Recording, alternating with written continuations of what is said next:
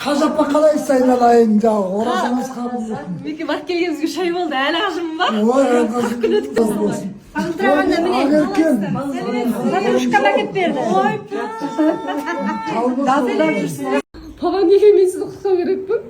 Мен неге құттықтамайсың дейді. Сен мені неге құттықтамайсың? Неге?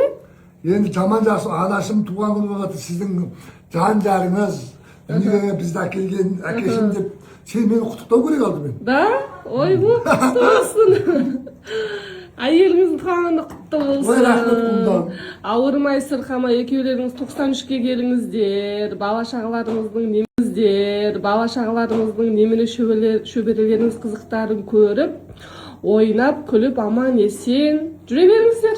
Мен айтқаным кезде анашыңа алғысым шексіз, Аллаға тәуба, сендердей әдемі маған ақылды саналы қыз тауып берген маманға мен мың алғысым шексіз. Бұл кісіге енді мен енді өте қарыздармын. Қарызымды өте қалай өтеді, өте қарыздармын. Қарызымды өте қалай өтетінін білмей жүрмін. Күнде жақсылық тілей берем, бірақ енді мен қарызым күнде жақсылық тілей берем. Мен осы аналарымен бақыттымын, Аллаға тәуба. Берекесі құтты болсын. Әумин, әумин. Аман есен енді қолықтасып, елдерді аралап, ағай туысқанның ортасында аман есен жүре берейік. Әумин. Басқа не айтамыз енді? Айтқаныңыз келсін. Мен бұлай кете қалса екен деп қарап тұрам. Кете қалған жүгіріп барып бір бауырсақты ала қоямын, өте жөтелген болып. Бауырсақпен самсырлап жүр дейді, повар тәтеден қорқып.